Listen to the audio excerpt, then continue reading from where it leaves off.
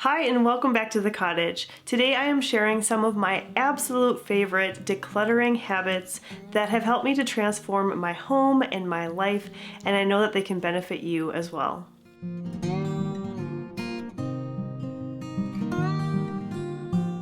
You know, the idea of decluttering can get a bit of a bad reputation because we have visions of this really scary undertaking that we need to go through, pulling things out and really confronting each and every item that we have in our home. And while that is the overall goal, we recognize that this isn't something that's going to happen overnight. This is going to be a very lifelong journey, as I've mentioned before. And so the best thing that you can do is implement some habits in your life that you can do on a routine basis, day after day, hour after hour, and really it becomes automatic. So it's not this scary chore. It's these little tiny things that are adding up to something really big. So today I wanted to share some of those types of habits, the ones that have been most transformative in my life that I know will benefit you. So the first one is actually something you're doing right now, and that is to learn from people who have already gone through it. It's unlikely to be very motivating to get money advice from someone who was born into a wealthy family, lives in a mansion, right? We want to follow people who have had to walk a similar path to our own. And that's because it shows us that we can realistically do it too. It's relatable. So the first declutter habit is ultra simple and it can be done easily. Basically just consistently tapping into genuine advice and tips from people who have been there and done that. It's so very helpful. So this is a habit I've been implementing myself for over 5 years now, just watching different videos on YouTube. And even after all that time, I'm still learning useful things that are of benefit to myself, my family, and have definitely helped me to transform my home. So whether it's this channel or one of the other many here on YouTube that discuss decluttering and simple living techniques, tune in regularly. Besides the advice, another thing that is really inspirational from these YouTube channels is the visual, that you can see them going from a cluttered space to one that is more simple and tidy. And I personally have done videos where I look back 5 years ago and have kind of shown my progress of how things have simplified in my life. And it is a stark contrast. It's really fascinating to see. So even if you don't want to have a documented YouTube channel that shares how you are going through this journey, you can take pictures, and I would recommend that you do so, of your before and then as you go along, because it can be a little bit frustrating at times to feel like you're not making progress. But when you look back at those photos or those videos and you can see it with your own eyes, the progress that you've made and the changes that you've made in transforming your home, that will be motivation to keep going. Another habit that has been really helpful to me is to become a more thoughtful shopper. Now, this really helps to slow the flow of items coming into your home and can stop the declutter from happening in the first place. But the overarching idea here is to recognize that we just can't have it all. We can't have everything that catches our eye.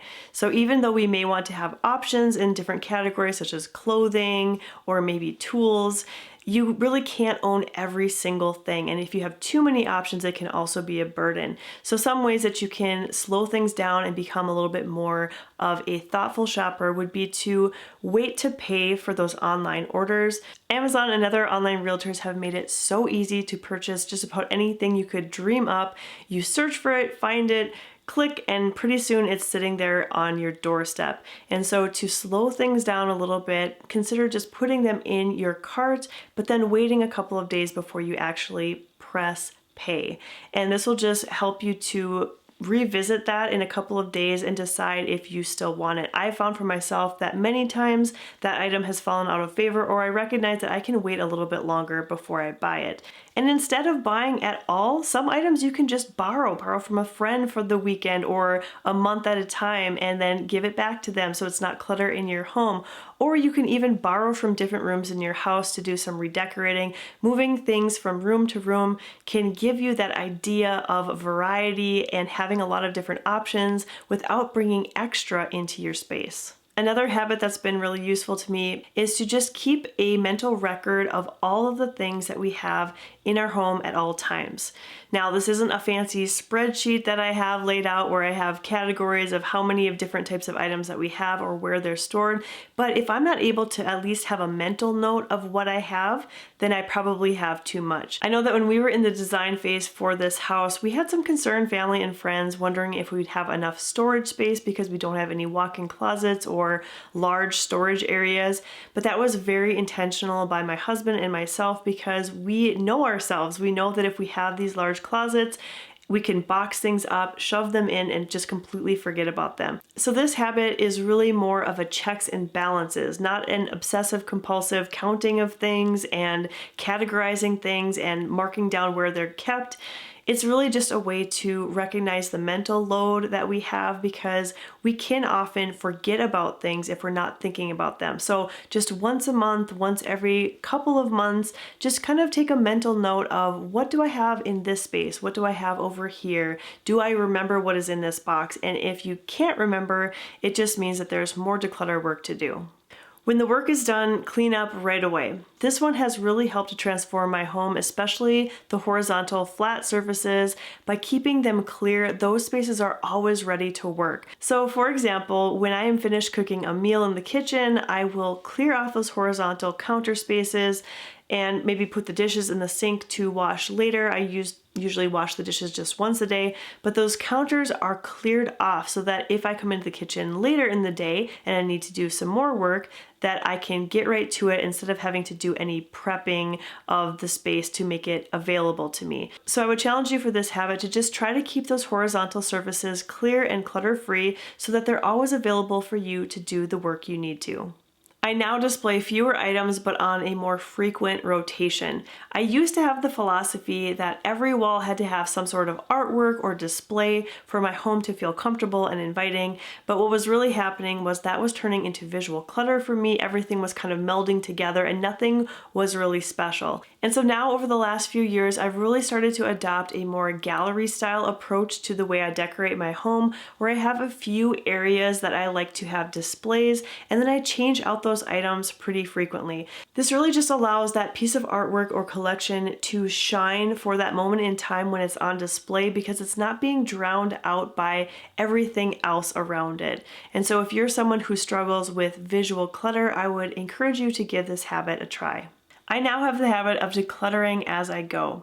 When I first started down my own journey of simplifying and minimalism, there were a lot of days that were dedicated to decluttering. I was going through rooms and boxes and bins and just so many items. But over time, now that so much has been eliminated and our home is much more simple and manageable, it is those little decluttering times that keep me on track.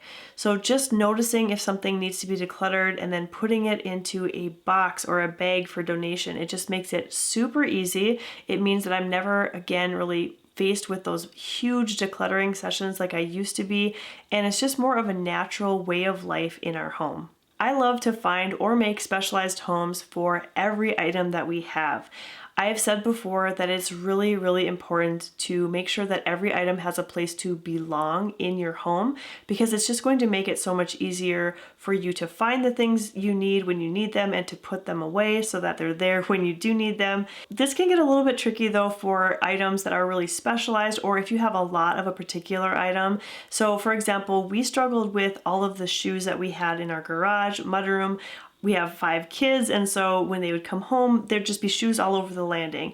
And so I helped my husband design this shoe organizer, and then he implemented it, he put it together, and it has really helped us to keep this space tidy and organized and really clutter-free because all of these shoes have a place to belong. Now, this can also be done in other areas that you want to make more of a micro organization system because those micro spaces are really a lot easier to manage and to tidy up.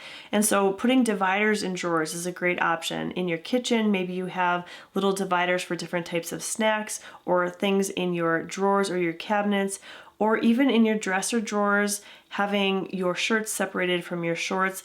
I don't mind things like closet organizing systems because I just think it's a good way to break things down onto a more manageable level, and that will just help keep things organized and keep things in their homes. You've probably heard of the habit or rule of one in, one out, where if you buy something new, you have to commit to getting rid of something in its place. But I actually like the reverse, where you have one thing that goes out before you have a new thing coming in. The reason that this habit works so much better for me is because I used to have the tendency to want to keep that item that I was planning on replacing as a backup in case the new one faltered in any way. And so for one out and then one in with this habit, I have to be committed to getting rid of that item that I'm going to be replacing before I actually purchase the new item. Setting boundaries or physical limits on the items that we keep in our home has really helped us to transform it. Now, I like to think about examples of this on a large scale because that actually helps me to be more effective on the small scale. So let's talk about vehicles. Why is it that we don't buy and hold on to multiple vehicles? Yes, partially because they are expensive, but also think about the space that they take up. If we have a standard 2-car garage, owning 10 vehicles would simply not fit. So not only that, but it would also be stressful and pretty expensive because we're going to have registration fees. We're going to have money tied up in these vehicles that we wouldn't be able to use on other things. Potential maintenance issues like oil changes, and also that mental load of just knowing that those extra cars are annoying or they're in the way. This visual is really just a great way to recognize that our homes do have a capacity limit, and that can be then trickled down on a micro level to other things. We can only hold so much in our homes before it becomes mentally overwhelming and annoying and frustrating and ties up that money. And so setting these physical boundaries and maintaining them, being aware of those boundaries is really important. I like to have the habit of often doing a reverse declutter. So when we think about decluttering, we're a lot of times thinking about the things that we don't want in our lives and that we can get rid of, donate, throw, sell to somebody else. But if we instead turn it around and think about the things we want to keep, it sometimes makes it easier to let go of those other things that aren't as important to us. I got a question recently in the comment section from someone who was struggling to let go of items in a collection. They felt like maybe they had too many items to really comfortably manage or appreciate, but yet they liked all of these items and they couldn't find a way to get rid of any of them. And so for that, this is a perfect time to do that reverse decluttering and think about those items in a priority level. So if you could pick out your top 10 favorites of that collection that you would want to keep, what would those top 10 items be and why? And this can really work for any type of item that you are working on decluttering. So if you have a lot of clothing, for example, find those top 10 favorite outfits that you love to wear, you feel like you look great in, you like the feel of them, and those are your for sure keeps.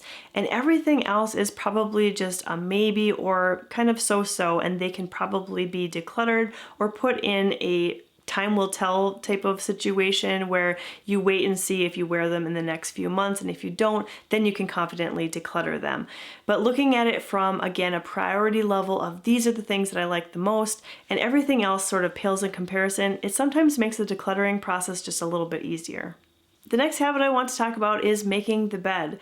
And I know what some of you are probably thinking, how can making the bed help me to reduce the amount of clutter that I have in my home? This particular habit has transformed my home and my life because it's really like a stepping stone to create other positive habits. The thing that I think is so powerful about making the bed is that it is such a huge area of a room. If it's left unmade, it invites other things to happen, like piles of clothes on the floor or cluttered nightstands. So keeping the bed tidy is like this giant visual reminder that the rest of the space can look its best too. It's also super powerful for the mind because it tells you that if you can do this little thing every day, you can tackle other things that are much more difficult. Remember, those simple actions done consistently, that is the key. I've gotten in the habit of making sure that I revisit any systems that we've put in place or also any decluttered spaces that I've already put a lot of work into decluttering. I go through them often because as much as it would be nice to just declutter a space once and get a system of organization in place and feel like it's all perfect, and never have to do anything with it again. That just doesn't happen in real life because our lives are constantly changing, and what we value and what we appreciate and what we're even using today might not be valid 2 years or even 2 months down the road. And so while our seasons of life are changing, we also need to evolve our systems with that and to revisit the clutter that we have and see if maybe we need to pare down even more. One area of our home that we revisit often is our garage, because as soon as we put a system in place and we've decluttered in there, feel like things are working really well, maybe 2-3 months down the road, we need to change it again because we notice things aren't being put back the way that they should be. And that can sometimes be because our kids have changed interests. You know, kids, they might be interested in biking every single day for a while, and then they decide that they want to instead play basketball or soccer ball every single day. And so those items need to be more available to them. And so if you have a space like that in your home and you're discouraged that you're constantly having to revisit it, declutter more and more, even though you put in a ton of work and effort already, just realize that this happens even to us after 5 years of living more simply and minimally, just because, again, our lives are changing constantly and we need to adapt and evolve with it. The habit of rethinking traditions has really helped us to keep our home clutter-free. Do you have any traditions in your family that create extra clutter that you need to deal with? Maybe you have the habit of buying all new matching pajamas for the entire family for Christmas each year. You wear them for one photo and then the kids and the husband, they never wear them again. Or maybe you like to give your children multiple presents for their birthday or buy them a little something extra for various holidays. None of these things are really bad, but if they are creating extra clutter that is frustrating for you, ask yourself why you are doing these traditions in the first place, or if maybe there's a way that you can alter them a little bit. Maybe you'll choose to substitute an experience instead of a physical gift, and that can cut down on clutter. Or you might rethink your traditions completely like we did and decide that you don't need to give Christmas presents every single year. We now do our gift exchanges every other year, and it has worked perfectly for us. Making quick decisions on items as they come into our home has really helped to transform it. So mail or packaging from online orders, papers from school, these things can be broken down right away, put into the recycle bin immediately. And if you have a spot outside of your home, even maybe in your garage, where you can process through these things before they even enter your home, that's even better. This is just going to really help to keep the clutter down. And these are typically things that you don't have any use for anyway. Another habit that is really impactful for keeping clutter at bay is to give a name or emotion to items. So what I mean by that is if you are thinking about decluttering something, but you're finding some hesitation towards it, you're not really sure why, you're not willing to let it go, just flip the script and think about the emotions instead of the physical object. So how does that item make you feel? With guilt, shame, or pain, or any of these negative emotions, instead of being afraid of getting rid of something, be empowered to free yourself from those feelings. So a classic example of guilt in an item is maybe getting something as a gift or even having something passed down to you from a relative that it's not something that you would typically have intentionally chosen for yourself or your home. And that can make you feel guilty because you're thinking about the other person and how they might feel if you were to get rid of it.